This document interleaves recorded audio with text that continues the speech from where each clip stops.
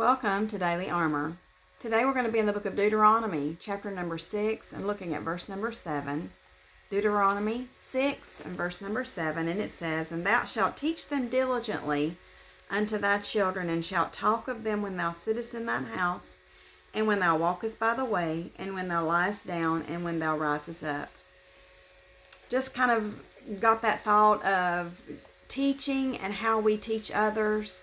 When we, and here in the verse is talking about talk of them when thou sittest in thine house, when thou walkest by the way, when thou liest down, when thou risest up.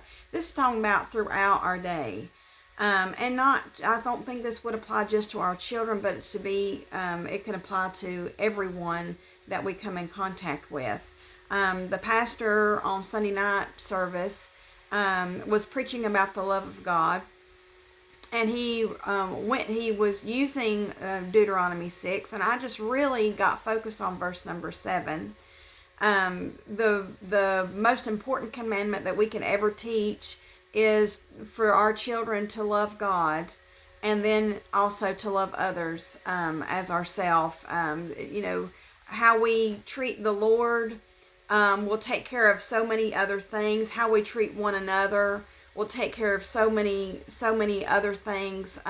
You don't have, if you're being kind one to another, if you're loving your enemies, if you're praying for them, then you're not going to be as apt to be that person that has to deal with thou shalt not kill. You're not going to be as apt to have a problem with things that in the Ten Commandments. If you look at what we're supposed to diligently teach, urgently, consistently teach, it goes back to Deuteronomy chapter 5, and we're teaching the Ten Commandments. And we're to start young. And I know that in my life, that it wouldn't be just reciting the Ten Commandments. It would be applying those lessons in different forms and different ways. If you saw, when you see a child take something from another child, they're taking something. That is a thou shalt not steal. They're taking something that isn't theirs. And we're teaching them not only that concept, but we're teaching them to love one another by saying, okay, let's share. Let's take turns. And we start that at a very, very young age. Kaislyn and Avery are around each other all the time. Kaislyn is about 2.5, and Kaislyn is around 1.5. And they have already, for many months, been having to learn how to share and not snatch things from each other. And so I'm teaching those lessons at a very, very early and young age. My 4 children are very close in age. I just had them one right after another. And so they had to learn at a very, very young age, because they had lots of siblings growing up, that they had to learn to share and to not take and not snatch. And that reinforces the thou shalt not steal. And there's just so many lessons. And when we think about some of the most important lessons, I love to go to Matthew chapter 5, when Jesus is teaching the Beatitudes, and he's not just teaching thou shalt not commit adultery, and thou shalt not kill, and thou shalt not. He's not just teaching the final event. He's going back to the core of where the seed was planted. If you think about in Matthew chapter 5. Let me just go there real quick. I had it already had my finger kind of on it anyway. And when you think about when he would teach, let me go back to where I was here. And he's teaching on, if you want to say, let's teach on that thou shalt not commit adultery. But look at verse number 5, or chapter number 5, and look at verse number 28. And how Jesus would teach it. He didn't just reinforce the commandment of thou shalt not commit adultery. He got to the core of the problem.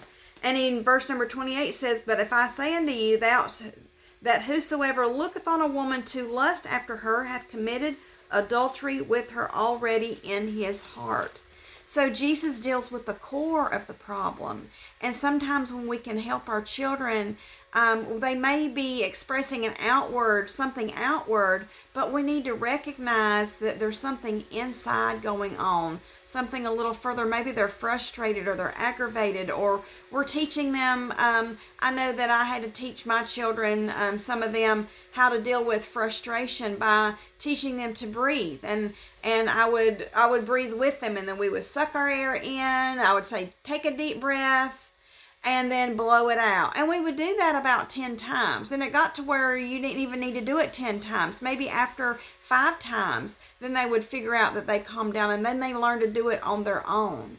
And I know that sometimes we think that we're not teaching when we really are. I think the best lessons that I could ever teach, and the best lessons that ever have been taught to me, are those lessons of going through experiences and the Lord helping me get through them, and bringing to light core problems in my life and helping me to deal with them, showing me how to deal with them, going from the conviction of dealing with them to then, okay, turn this around, and how do you handle that anger towards someone?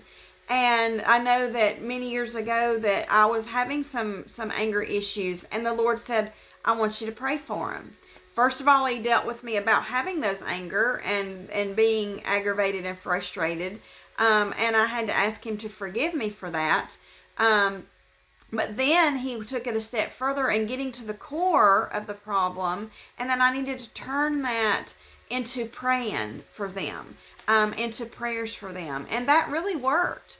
And I have used that lesson in my life, and I have shared that with a lot of other people throughout the past over 20 years.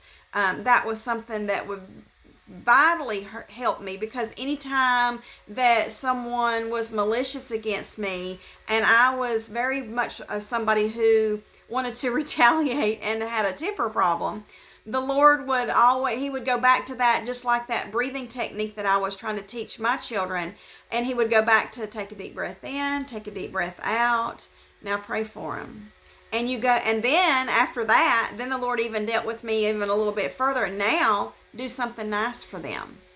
Go that second mile and do something nice for them. Say something nice to them. Do something nice for them. And so there's lessons that we have been taught by the Lord himself. And I think those are the most precious lessons that we could ever share. It shows others that I don't have everything figured out, and I'm still flawed, and I still make mistakes. But let me tell you how the Lord helped me in this area. And I think that is some of the most valuable lessons that we could teach anybody, is that we go to Christ for everything. I go to Jesus for everything. And when I am really, really trying to be helpful, that's what I now try to teach my children and to teach others, is you need to go to the Lord just like I do, and he'll show you what the core of the problem is, and then he'll show you how to handle it and how to move forward to where you are growing in this area instead of going backwards, that you're moving forward. So thank you for joining me, and I hope that you help somebody with lessons that you've been taught and share them with someone else. Thank you for joining me, and I look forward to seeing you again soon.